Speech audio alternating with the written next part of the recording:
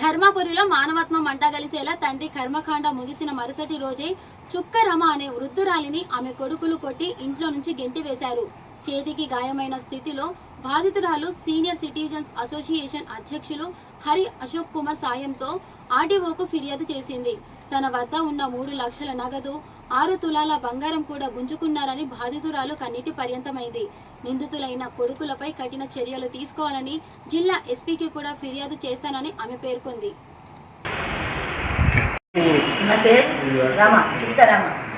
మా ఆయన పేరు నారాయణ, చుక్క నారాయణ. నా కొడుకులు నా భర్త చనిపోయి 11 రోజులు అయింది. పెద్ద కర్మ చేసినాం. పెద్ద కర్మ తెల్లారి నన్ను కొట్టి వెళ్ళగొట్టింది. నీకేం హక్కు లేదు ఇంట్లో, నువ్వు వెళ్ళిపో, లేకుండా చంపుతాం అని బెదిరిస్తుంది. నా బిడ్డ ఆడుచుకుంటున్నది. ఇన్ని రోజులు ఏం పెట్టేది. నా బిడ్డ ఆడుచుకుంటే నా బిడ్డ కూడా పెద్ద కర్మకు అంత ఖర్చు, దవాఖాన ఖర్చు అని నా బిడ్డని పెట్టుకున్నది. ఇప్పుడు వాళ్ళని చంపుతానని బెదిరిస్తున్నాడు, నన్ను చంపుతానని బెదిరిస్తున్నాడు. నాకు రక్షణ కావాలి. నా ఇంట్లో నేను ఉండాలి. ఇప్పుడు ఇంటి పోయేదాకా నా ఇంట్లో నేను ఉండాలి. ధర్మపురి మండల కేంద్రానికి చెందిన చుక్క రమ. ఈమె భర్త మరణించిన పెద్ద కర్మ కాగానే ఇద్దరు కొడుకులు ఇంట్లోకి వెళ్ళి వెళ్ళగొట్టిండ్రు. బాగా కొట్టి చేతి కూడా విరిగిపోయింది పాపం. నాకు రక్షణ కావాలి, నాకు పోషణ వైద్య ఖర్చులు కావాలి.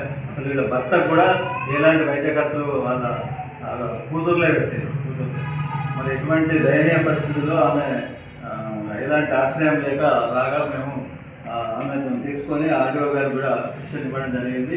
ఈ విషయంలో ఆమె ఎస్పీ గారు కూడా వాళ్ళ ఇంట్లోకి వెళ్ళిపోవాలి కొడుకులు, నాకు పోషణ ఖర్చులు కూడా పెట్టడం లేదు అది దయనీయంగా వేడుకుంటుంది. మరి ఎస్పీ గారు కూడా శిక్షణ ఇస్తున్నారు వాళ్ళు. అలాగే ఆర్డీఓ గారు కూడా మరి ఈ విషయంలో కేసు నమోదు చేసినారు. ఇది వయోవృద్ధుల సంరక్షణ చట్టం కింద ఈ చుక్క విజయ్, భరత్ వాళ్ళిద్దరి మీద చర్యలు తీసుకోవాలి, వాళ్ళని ఇంట్లోకి వెళ్ళి వెళ్ళగొట్టాలని. అట్లాగే దగ్గరికి వెళ్ళి తీసుకున్న బంగారం, నగలు అవన్నీ కూడా డబ్బులు 3 లక్షల రూపాయల డబ్బులు కూడా వాళ్ళే ఉంచుకున్నారు. ఇంట్లోకి రాణిస్తలేరు. మరి అది తప్పకుండా నాకు రక్షణ కల్పించి వాళ్ళ ఇంట్లోకి వెళ్ళి వెళ్ళగొట్టి నాకు పోషణ వైద్య ఖర్చులు కూడా వాళ్ళతో ఇప్పించాలని ఆమె వేడుకుంటున్నది. ఆమె అలాగే ఆర్డీఓ గారు కూడా దరఖాస్తు ఇచ్చింది. ఎస్పీ గారు కూడా దరఖాస్తు ఇద్దామని వెళ్తున్నారు.